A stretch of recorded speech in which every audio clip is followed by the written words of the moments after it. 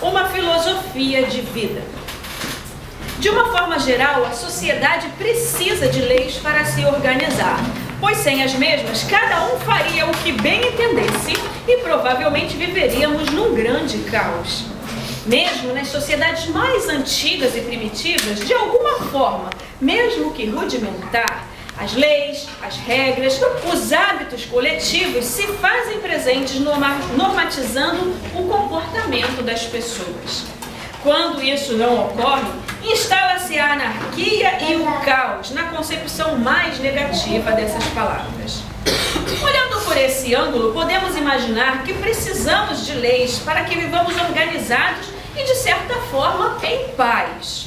Entretanto, leis em excesso mais atrapalham do que ajudam, e se elas forem mal interpretadas e mal empregadas, a situação piora mais ainda.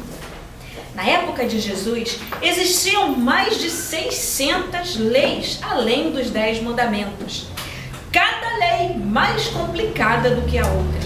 Podemos até imaginar que, caso alguém se propusesse a seguir todas elas, ficaria parecido com o que hoje denominamos de transtorno obsessivo-compulsivo. E para dizer a verdade, era isso que os fariseus pareciam ter, ao ficarem o tempo todo criticando o jeito de ser dos outros.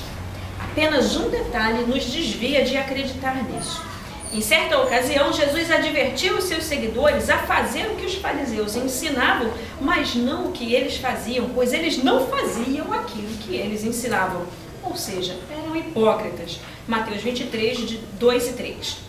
Contudo, estranhamente, havia pessoas que queriam cumprir sim todas essas leis, ordenanças, etc. Assim como acontece nos dias de hoje, o que era e ainda é algo impossível de se realizar, cumprir todas as leis.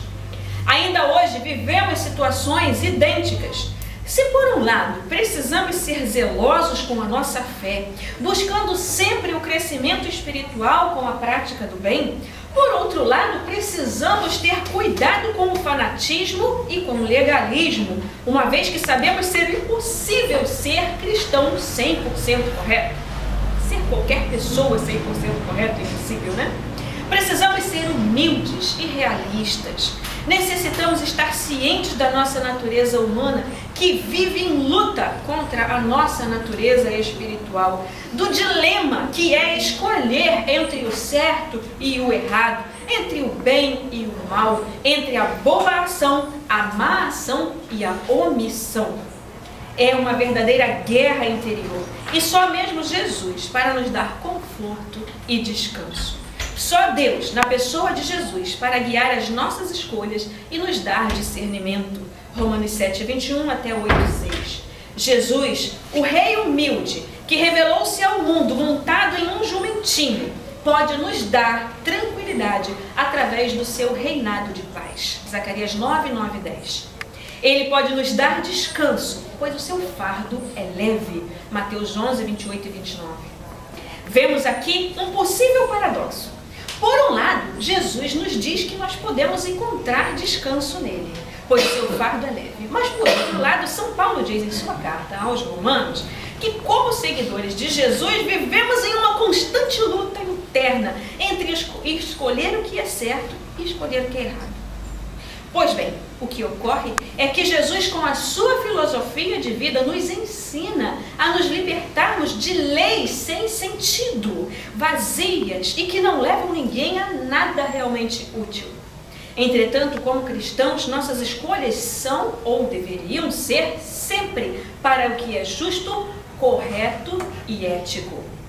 Acontece que numa sociedade de valores invertidos, relativizados, ser assim acaba tornando-se algo difícil face aos apelos constantes para nos desviarmos do caminho do bem. Portanto, temos em Jesus um grande alívio espiritual, um exemplo de vida, um amigo, um irmão que está sempre conosco, mas como ainda estamos peregrinando nesse mundo, além das leis civis injustas, das leis religiosas que muitas vezes são vazias, sem sentido, ultrapassadas, ainda temos que lutar contra nós mesmos, contra a nossa natureza tendenciosa para as coisas ruins que nos afastam de Deus, das pessoas, da criação e até de nós mesmos.